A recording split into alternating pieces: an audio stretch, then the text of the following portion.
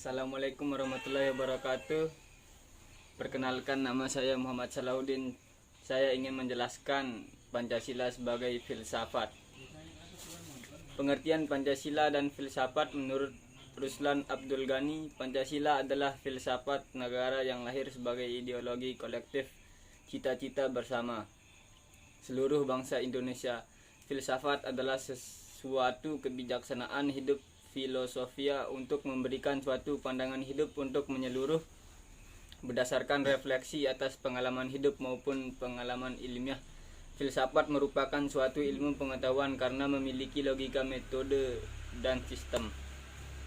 Pancasila merupakan suatu filsafat menurut Ruslan Abdul Ghani. Pancasila adalah filsafat negara yang lahir sebagai ideologi kolektif cita-cita bersama seluruh bangsa Indonesia. Filsafat Pancasila dapat didefinisikan sebagai refleksi kritis dan rasional tentang Pancasila sebagai dasar negara dan kenyataan budaya bangsa, dengan tujuan untuk mendapatkan pokok-pokok pengertiannya yang mendasar dan menyeluruh.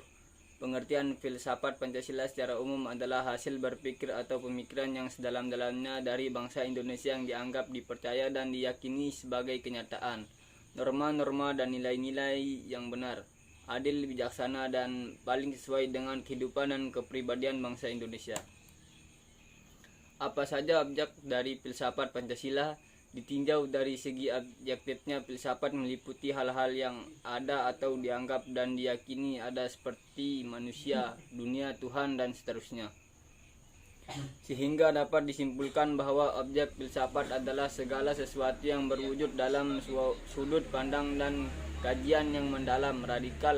Secara lebih sistematis, para ahli membagi objek filsafat ke dalam objek material yang objek formal. Objek material adalah objek yang secara wujudnya dapat dijadikan bahan telaahan dalam berpikir, sedangkan objek formal adalah objek yang menyangkut sudut pandang dalam melihat objek material tertentu. Bagaimana Pancasila melalui pendekatan dasar ontologis, epistemologis, serta aksikologis. Ontologis, hakikat manusia, sila-sila Pancasila. Manusia sebagai pendukung pokok sila-sila Pancasila secara ontologis memiliki hal-hal yang mutlak, yaitu terdiri atas susunan kodrat raga dan jiwa, jasmani dan rohani. Sifat kodrat manusia adalah sebagai makhluk individu dan makhluk sosial, serta kedudukan kodrat manusia sebagai makhluk pribadi berdiri sendiri dan sebagai makhluk Tuhan yang Maha Esa. Dasar epistemologis pengetahuan.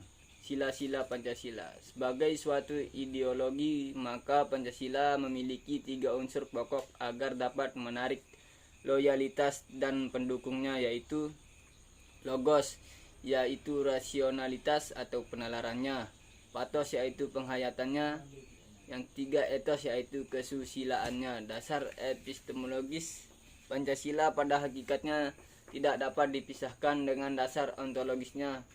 Pancasila sebagai suatu ideologi bersumber pada nilai-nilai dasarnya, yaitu filsafat Pancasila.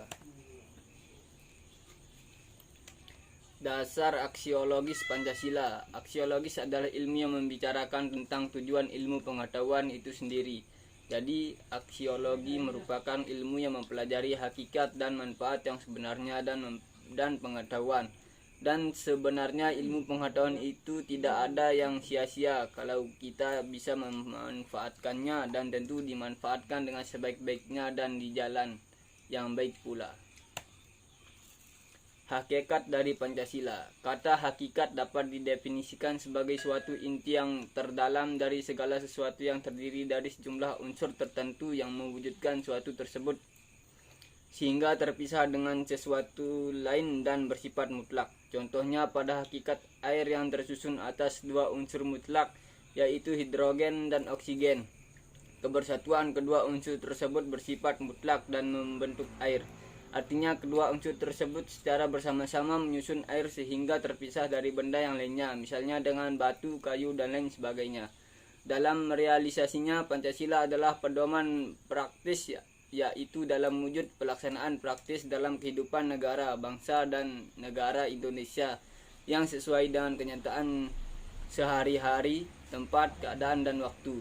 sehingga pelaksanaan Pancasila dalam kehidupan sehari-hari bersifat dinamis, antisipatif, dan sesuai dengan perkembangan waktu, keadaan, serta perubahan zaman. Ya, sekian penjelasan dari saya. Sekian dan terima kasih. Wassalamualaikum warahmatullahi wabarakatuh. Jangan lupa subscribe guys.